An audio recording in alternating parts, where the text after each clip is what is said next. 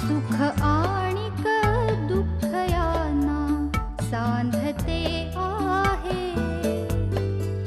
जीवनाशी ती कधीची भांडते आहे.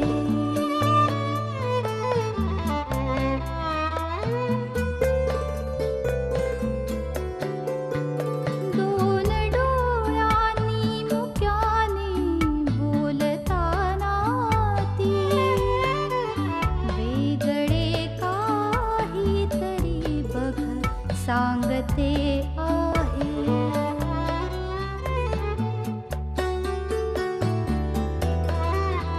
जीवनाचे एक गाणे गात जाताना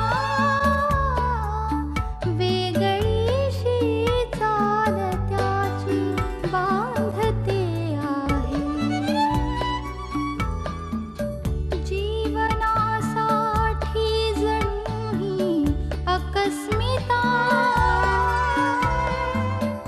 सुखाणिक दुःख वेडी अवंतिका.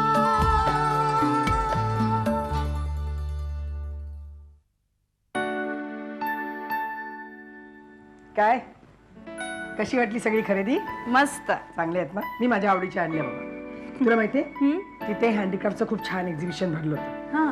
तर म्हटलं तुमचं लग्न झालं ना की तुला घेऊन जाईन आणि घरासाठी छान वस्तू घेऊन येईन. बर, म्हणजे तुम्ही दोघीच सगळं ठरवताय, मला काही विचारणार नाही आहे.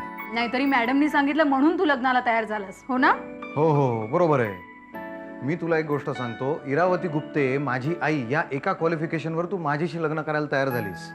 हो, तेही खरं आहे. आता हसून घ्या, लग्नानंतर फक्त तू माझ्या एकट्याच्या तावडीतच बरं का. हा. म्हणजे अगं आई जर्मनीला चालली ना आपल्या लग्नानंतर लगेच. काय? अगं मी जेव्हा जर्मनीला जायचं ठरवलं ना तेव्हा तुमचं लग्न ठरलेलं नव्हतं. मग तुला माहितीये का माझं जर्मनीला जायचं कॅन्सल केलं मी. अरे वा. अगं बाकीच्या साड्या बघ ना.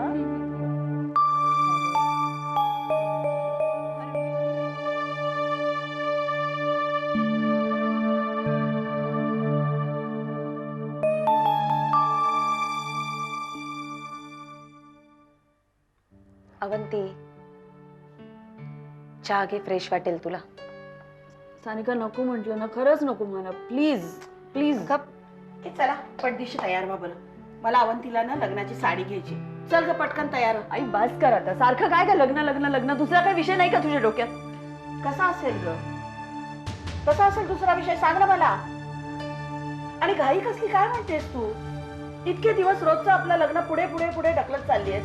काळजी नाही वाटणार मला? हे बघ आता पास झालं सगळं, हा खेळ पुरे झाला. लवकरात लवकर डिसिजन घ्या. आई अवंती प्लीज, तुम्ही दोघी जणी जरा शांत व्हा ना. आई हे बघ, तू काही समजून घ्यायच्या आधी उगाच रागा नको करूस. अगं तिला तिचं मत मांडू दे ना, तुला माहित नाहीये काय झालंय ते. मला सगळ्या गोष्टी माहितीये.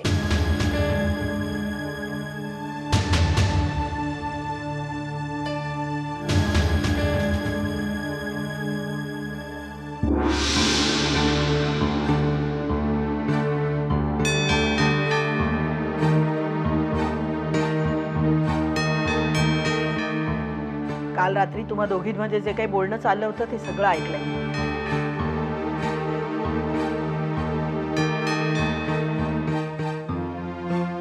अभि हे बघ, जे घडून गेलंय ते ते झालं, संपलं, विसरून जायचं ते. जी गोष्ट अनावधानानेच घडलीये ती आठवण्यात काय अर्थ आहे?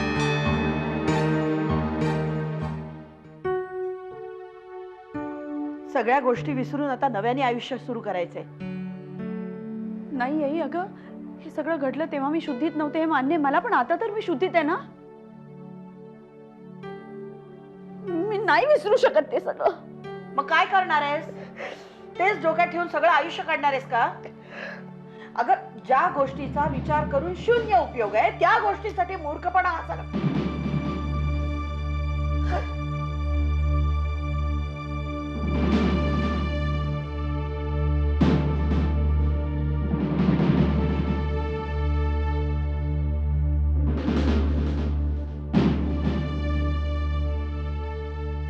सानिका, अगं कसं होणार ग या मुलीचं? तू तरी बोल ना तिच्याशी, सावर तिला.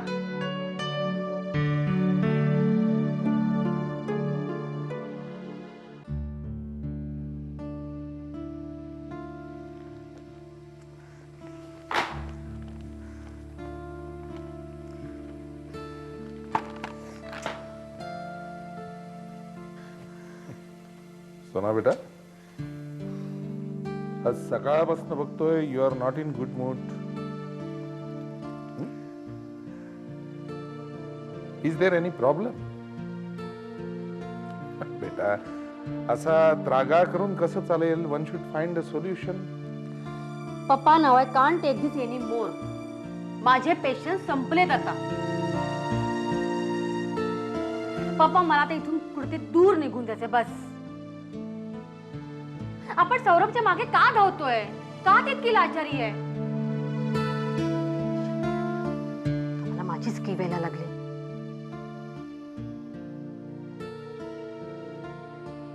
सौरभ काही अवंतिकाला विसरू शकत नाही. It's impossible for him.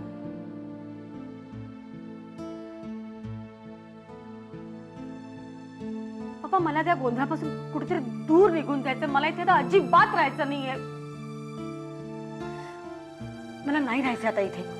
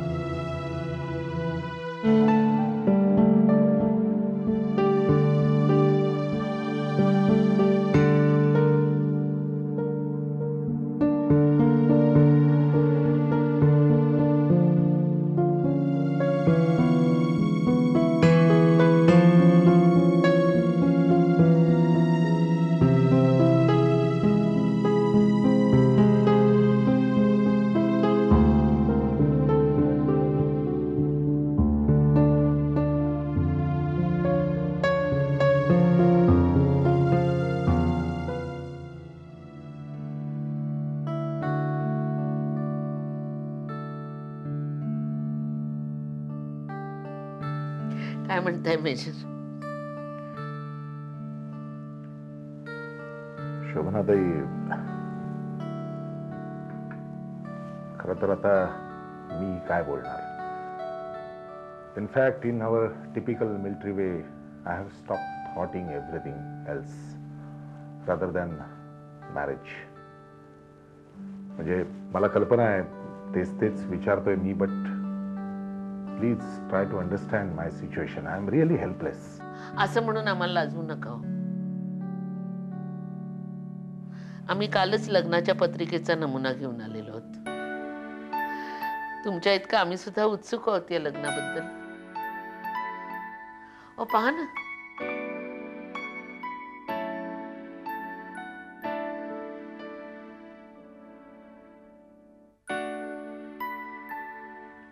Wonderful.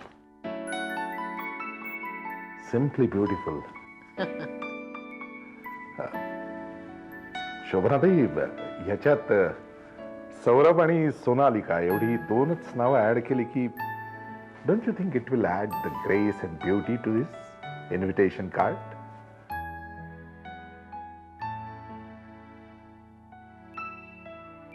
Sonalika ज्या दिवशी या घरात येतील ना, त्या दिवशी आम्ही खूप आनंदात असू.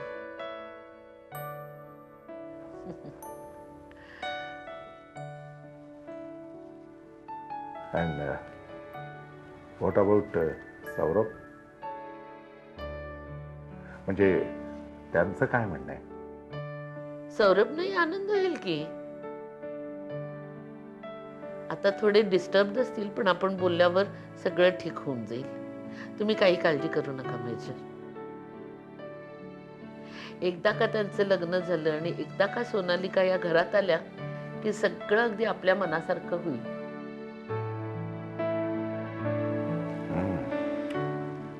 Hope so.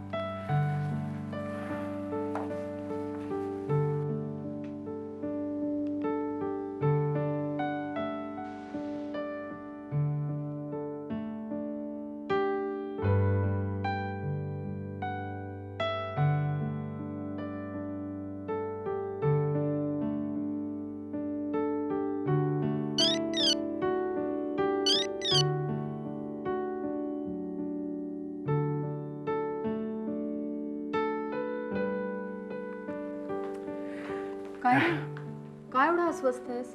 काही नाही, अवंतिकाला फोन करत होती, फोन उचलू नाही. मी करून बघते. हा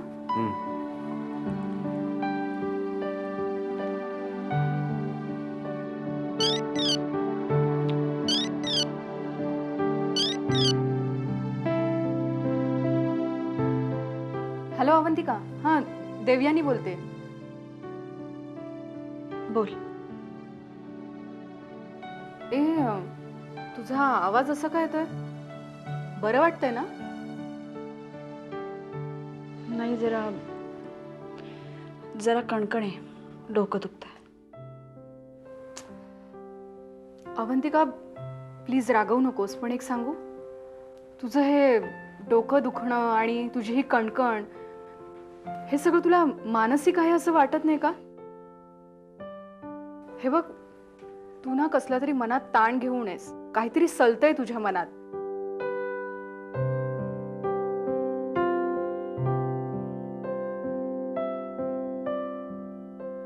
हे बघ अवंतिका, मनात सल घेऊन जगण्याचा स्वभाव नाहीये तुझा. तेव्हा जे काही मनात आहे ना ते कोणाजवळ तरी बोलून मोकळी हो.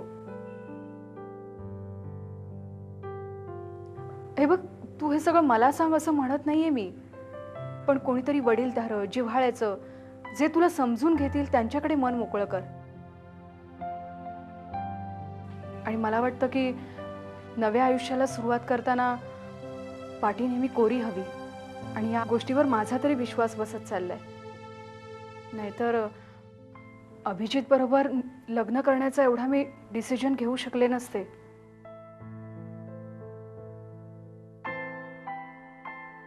अरे हो अवंतिका, एक सांगायचंच राहून गेलं. अभिजितच्या आईने तुला भेटायला बोलवलंय. इरावती बाई ना? हे बघ, तू एकदा त्यांना भेट. खूप वेगळ्या बाई आहेत त्या. म्हणजे मी काय बोलते ना ते सगळं तुझ्या लक्षात येईल. किती सासूची तरफदारी करणार आहेस? हा, आता कशी माणसात आलीस? चिडव, मला पाहिजे तितकं चिडव, पण माझ्या सासूबाईंना जाऊन भेट असा आग्रह मी करणारच. ए, जाशील ना? जाईन. तुझं इम्प्रेशन चांगलं पडावं तुझ्या सासूवर म्हणून तरी जाईन. थँक्स. आता कशी? Good girl. बाय.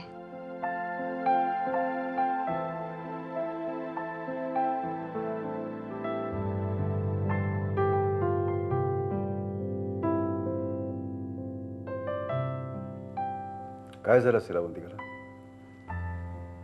काही नाही, थोडंसं कसलं तरी टेन्शन आल्यासारखं जाणवलं. म्हणजे हे बघ दादा, तू जाऊन भेट, कदाचित ती तुला सांगेल.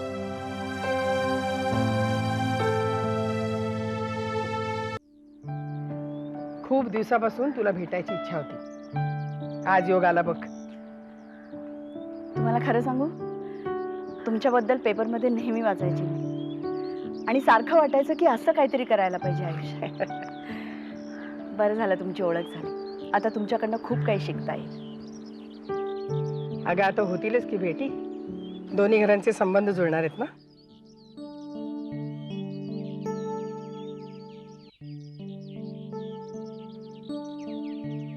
काय ग अवंतिका, मगापासून मी बघते, मी बोलते तुझ्याशी, तू ऐकतेस, पण तुझं लक्ष नाहीये. काय झालंय? खरंय तुमचं. कधी कधी आपल्याला स्वतःच्याच मनाचा थांग लागत नाही ना, तसं झालंय. अगं का नाही होणार? देवीकडून तुझ्या आयुष्याबद्दल खूप काही कळलंय. तुझ्या आयुष्यात इतकी वळणं आली आहेत, इतके चढ उतार आले. अशा वेळी स्वतःवरचा विश्वास उडू शकतो आणि पुढचं पाऊल काय असेल ना, याबद्दल कायम मन साशंक राहतं. मग अगं घटना घडतच असतात, पण त्या घटनांचा आपल्या आयुष्याशी काय संबंध येणार आहे, हा फक्त विचार आपणच करायचा असतो.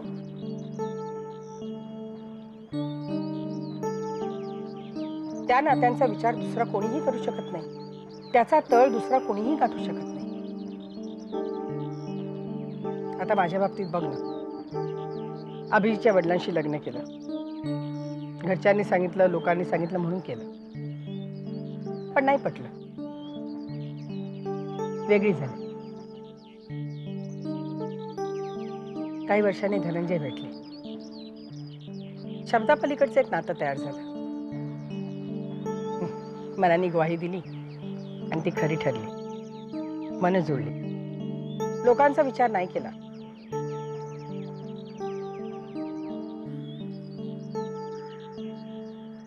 मी असाच मनस्वीपणे एक निर्णय घेतला होता, पण नियतीला माझा तो निर्णय मंजूर नव्हता. नियतीने मला परत परत त्याच पहिल्या वळणापाशी आणून सोडलं. आणि आता मी जिथे उभी आहे ना, तिथे मला कळतच नाहीये की मी माझं नेमकं काय करायचंय. तुम्ही मला एक गोष्ट सांगा, माणसाचं शरीर महत्वाचं असतं का त्याचं मन? नाही अवंतिका, मन शरीरापेक्षा खूप मोठं असतं. पण मग स्त्री पुरुष संबंधांमध्ये शरीराला एवढं महत्व काय? नाही ग, जिथे फक्त शरीराचा संबंध असतो ना, तो असतो व्यवहार, एक फक्त क्रिया असते. पण जेव्हा मनाबरोबर शरीराचा संबंध होतो ना, ते असतं सर्वार्थानं मिलन. अगं तू अशी घुसमटू नको ग, कन्फ्यूज नको होस. तुला जे जे वाटतं ना, ते ते त्या व्यक्तीशी तू स्पष्टपणे बोल. बघ, खूपशी कोडी उलगडते आणि त्यातून एक नवीनच कोडं तयार झालं.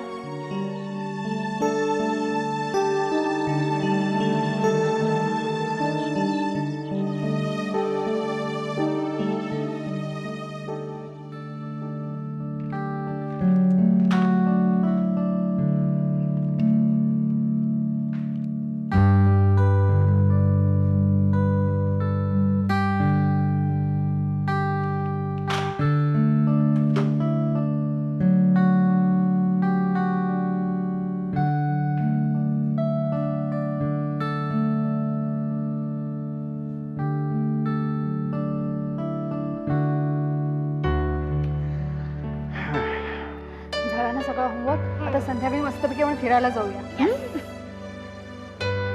काय रे, काय झालं? काही नाही, ही अवंतिका फोन उचलत नाही. अरे मग बिझी असेल. कसला बिझी? उलटा कॉलबॅक करायला नको का माझा नंबर बघितल्यानंतर? अरे हो, पण तू इतका अपसेट का होतोयस? काही नाही ग, हल्ली परिस्थिती इतकी विचित्र झाली की अवंतिका नेहमीसारखी नाही वागली की